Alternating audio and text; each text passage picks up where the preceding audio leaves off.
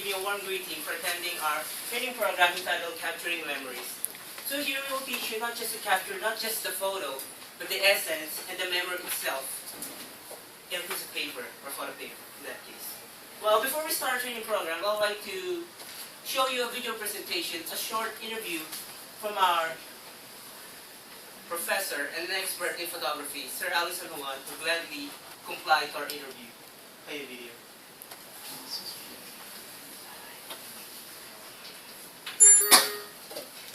Camera or SLR, give me more, it shows my artistry in the field of photography, shooting some landscape, food, and especially portrait shots.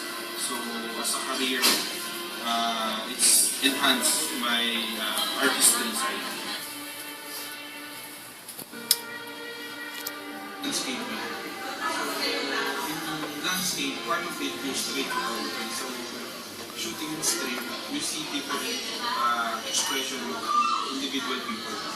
So, that's the essence that I am more passionate about.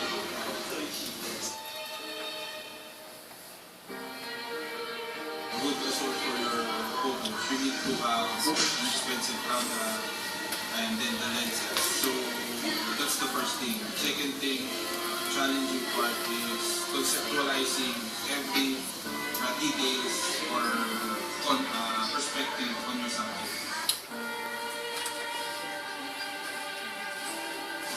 Before I achieve being a professor, I am also like my students having low-end camera, low-end lenses. So as time goes by, I improve because I'm being passionate more and more. So I think the perfect consideration we need to consider is being passionate or loving things that we want to do. So practice. So although you have, even though you have expensive camera, if you're not using it well, it's useless. So even you're using home camera or digicam, as long as you're passionate and you're using it daily, you improve, and that's the thing that we need to consider.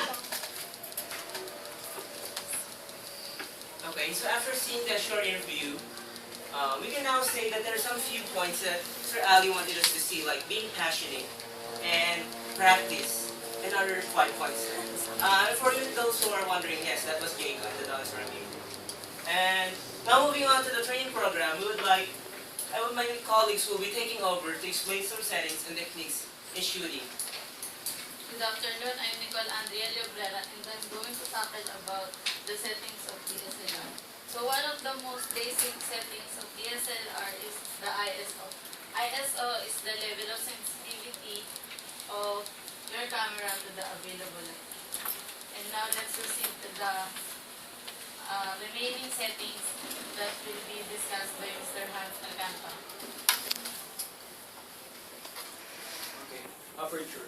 Aperture is the size of the camera in opening the lens of your DSLR. Large aperture means more light and it gives more blur behind the focus, and small aperture gives less light. Okay, next one. Shutter speed is the amount of time of your shutter speed. It's the amount of time of your lens in capturing an image. Short shutter speed gives freezes motion and it's darkens the image. And long shutter speed shows the motion and brightens the image. And here's the techniques of the camera, which will be explained by Rachel Farinda. Techniques. We usually use techniques to liven up or make our images more unique than the other. In that case, I'm going to discuss some techniques used in photography. This one here is called framing. We usually use framing to direct the attention of the viewers to the main subject of the image. In the first picture, the focus is obviously the face of the model. if the photographer didn't use the hats as a frame, the picture would still be beautiful, but it's much less interesting than this one. When you use framing, it doesn't mean that you need to bring literal frame. You can use whatever that you can use as a frame that is present. In this case, this one, the photographer used the leaves to frame the bird.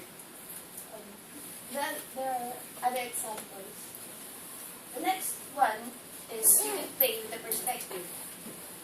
This here is called first perspective.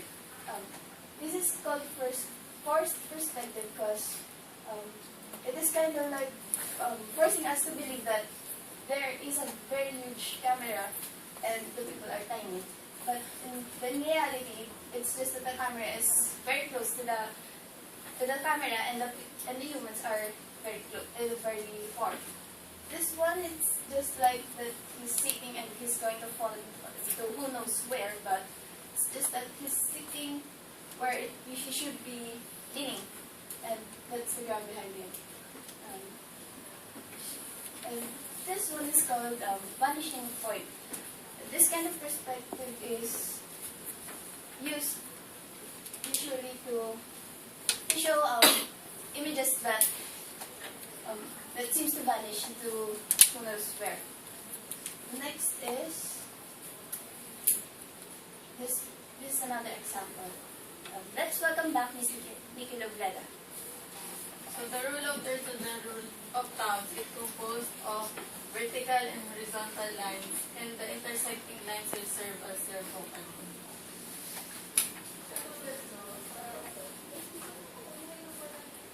So now lastly, to the last part of our program, I'd like to give you some tips. Example is number one, try different angles. You can't just shoot just straight forward. You can try going to the top of a building, shooting down. So you can see the whole setting, the very event. So you capture it more greatly. So number two is defining or create the moment. Sometimes we photographers really want that real great moment that when we shoot it, there's some pictures that just bring tears to your eyes, but sometimes there's just no opportunity. In that case, we can just really create that moment, script it out if you have to, but it's still better if it's natural, right? So number three is be bold. Be bold, why? Because there's some events when you may be shy because you're not still a beginner in photography, but you have to be bold. You have to be there. So number four is break the rules. So it's not for every picture or photo, but I'm saying is, for example, there's the rule of thirds, but you can always break that one and do other things. And five, it must tell a story. So a great photo tells a story. So that's where we will end our training program with a small motto or quotation. Capture not just a photo, but the memory itself. Thank you everyone for coming here today. God bless.